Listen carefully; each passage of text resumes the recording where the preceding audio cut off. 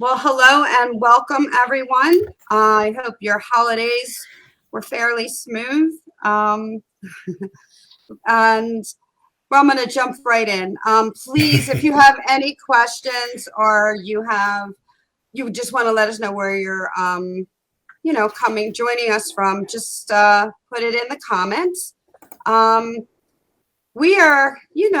Last week we talked about tax. Which is always fun. This week's a little bit more fun. We're going to go into some resolutions to get richer. No losing weight and all that stuff here. Just 2 easy resolutions to get richer in 2022.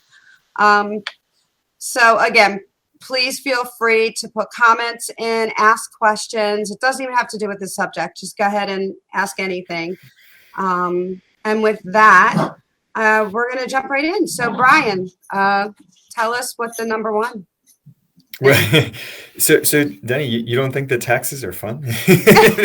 Right. No, it wasn't. Okay, so last week we talked about the tax implications of giving real estate to children or charities. Giving being a good theme for Christmas week and the holidays in general. Tim Dooley says, as always, checking in from the Redneck Riviera. That sounds fun, Tim. I have not been to the Redneck Riviera, but I have watched Ozark, which it doesn't necessarily paint it in the best light, but it still looks like a fun place to be. All right, resolutions. We've got 2 financial New Year's resolutions for you for a richer, wealthier 2022. And here's the thing about resolutions is that most people don't keep them, right? If you go to the gym in January, it's packed with resolutioners, and and the regulars at the gym roll their eyes, and they know that by the 3rd week in January, all the resolutioners will be back sitting on the couch, right? And not crowding up the gym anymore. So the thing about resolutions is if you want them to stick, they have to be easy. And easy is maybe the wrong way of putting it, but you need to keep them manageable. You need to be able to create a habit that you can actually stick with, whether it's daily, weekly, monthly, whatever. You need to be able to stick with it. So we've got 2 resolutions for you today, wealth and money related resolutions that are both super simple, super easy to maintain. And the first of those resolutions is to automate your investments, your non-property investments, because you can't automate buying individual rental properties, right? I mean, there's skill and labor involved. To a degree. Well, I mean, not direct ownership of properties. Right. There are other types of real estate investments you can automate, and we'll get into those in 1 second. But direct real estate investment still takes some labor. It takes some expertise. You can't automate it, but you can automate your other investments, freeing up your time and your mental bandwidth for your real estate investments. So stocks, you can automate your investments with a Robo advisor. I personally use Charles Schwab. They have a good one. It's totally free. The problem with Schwab is that you do need a minimum investment of $5,000, which not everyone has when they're getting started with investing. So if you don't have $5,000, but you do want to get started with a Robo advisor, try either SoFi Invest or try Ally Invest. Those are both free as well. Both good services. All 3 of those are great Robo advisor platforms. They will give you a questionnaire when you first sign up. You will answer questions about your age, your risk tolerance, your financial goals, and then they will propose an investment portfolio and for your approval, or you can go back and tweak your settings, and then they'll manage your investments for you. And you can set up automated recurring transfers of money into your Robo-Advisor account, and they will invest the money for you, and they'll rebalance your account for you and keep your money allocated the way that you have set up. And they look at things like risk and age and all of that stuff. Absolutely. So I automate the majority of my stock investments with a Robo-Advisor, and I have mine set up so that every single week a certain amount of money transfers from my checking account over to my Robo-Advisor account. It just happens in the background. I don't have to think about it. I don't have to worry about it. I don't even have to log in. It all just happens in the background. So that's awesome. Also, but you don't have to set yours up weekly. You can set it up bi-weekly, like on your payday. You can set it up monthly, whatever you want to do. All right. So that's stocks. You can also automate real estate crowdfunding investments. So there are three that I particularly like and that I invest in a lot myself. The first of those is Fundrise, and they specialize more in apartment buildings across the country. I also like Streetwise, which specializes in commercial buildings and particularly office space in secondary and tertiary cities, cities like Raleigh, North Carolina, as opposed to like New York City or LA or San Francisco, like the really expensive primary markets. They avoid those more expensive markets and they focus on these more like secondary and tertiary markets. And the third real estate crowdfunding platform that I invest in is Ground Floor, which actually works differently. Those are not REIT funds that you invest in. It's rather individual loans, and you can pick and choose individual loans to put money towards, and you can put as little as $10 towards any given loan. So you can spread out your risk. Ground Floor. I love Ground Floor. It's great.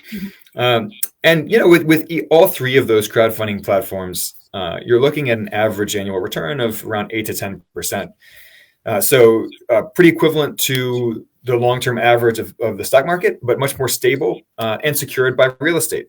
So they can't disappear entirely, right? As opposed to a company that you have stock in going bankrupt, which can disappear overnight. And by the way, Fundrise also has a minimum investment of $10. So you can get started with either one of those two with $10. You don't need to have a boatload of money. You don't need to be swimming in your stacks of gold coins. You can start really simple and easy. And again, with all three of those, you can set up automated recurring contributions to your account. I like the fact that it starts with lower funds too, because you can get to understand and learn it without, too much of a, investment in the beginning. Yeah, you can dip your toe in the water and see how it works, gain comfort with it. I mean, that's how I started with all three of those. I invested the bare minimum amount just to try to get a sense for how the dashboard works and how reliable were the returns and what was the risk. And over time, I ramped up my investments in them. But it is really nice to be able to start small. All right. The third way that you can automate some of your investments is to just set up automated recurring transfers from your checking account to your savings account to set aside money for a down payment for your next rental property. Because as we discussed earlier, that does require some more work on your part, but you still need to save up the down payment, right? So you can just set up those automated recurring transfers to have money go into your savings account for that down payment, that next rental property. So that when you're ready for it, when you find the right property, you can just pull money right out of that account and you're ready to go. All right, so that was the first financial resolution, is to automate your investments as much as possible so that they don't rely on you having to actually do any work over the next year. You can build wealth without having to actually do anything. So this is why this is a resolution that actually works, and it's easy and simple. All right, the other resolution, and we talked about this around this time last year as well, and this is tracking 3 simple financial metrics to keep your eye on this ball and to keep it front and center in your attention. The first financial metric that you want to track every single month is your savings rate. And that is the percentage of your income that goes into either savings or investments or paying down debts early. So percentage of your monthly income that goes towards building wealth, savings, debt payoff, investments, whatever it is, whatever your goal is that month. So track your savings rate every month. Second metric to track every month is your investable net worth, not including your home equity, because that is not investable. That exists only on paper until you sell your house. So I track my net worth automatically with mint.com. Mint can connect to all of your various bank accounts and credit cards and so forth, and it can track your property investments as well. You can connect your Fundrise account to Mint, and it'll track that balance as well there. So yeah, Mint makes it really easy. Again, it's automated. It happens in the background. You can just log in once a month and check your net worth. And third, you can also you can set it up for, to alert you of different things and everything else. So it's pretty cool. Yeah. So that's a great point, that it's not just for tracking your net worth. It also tracks your spending, and it will alert you if you spend more than you have budgeted for any certain category, such as restaurants, or groceries, or whatever the different spending. You can set target spending for each month for all those categories, and it'll alert you if you go over your budget. So it's a great tool, and it's free. All right, the third number to track actually depends on whether you have any unsecured debts. So if you have any unsecured debts, such as student loans, credit card balances, personal loans, you want to pay those off as soon as possible, because unsecured debts tend to have very high interest rates, because it's higher risk for the lender because it's not secured with a lien against, a house, a car, whatever. So you want to pay those balances off ASAP. And there's a tactic you can use called the debt snowball method that we highly recommend. You start with the lowest balance account and you funnel all your money into paying that off first. And once that's paid off, then you funnel all of your extra money each month into paying off the next smallest account. And with each debt that you pay off, you will have more money to put towards the next debt. So hence the term debt snowball. But you want to get rid of those unsecured debts as soon as you possibly can. So track your total balance of your unsecured debts each month, if you still have some. If you have paid off all your unsecured debts, congratulations, first of all. But at that point, you actually want to track your fire ratio. Now, fire ratio is a more obscure term that most people outside of the fire community have never heard, but it just represents the percentage of your monthly living expenses that you can cover with your monthly passive income. So how much of your living expenses can you cover with your passive income from investments?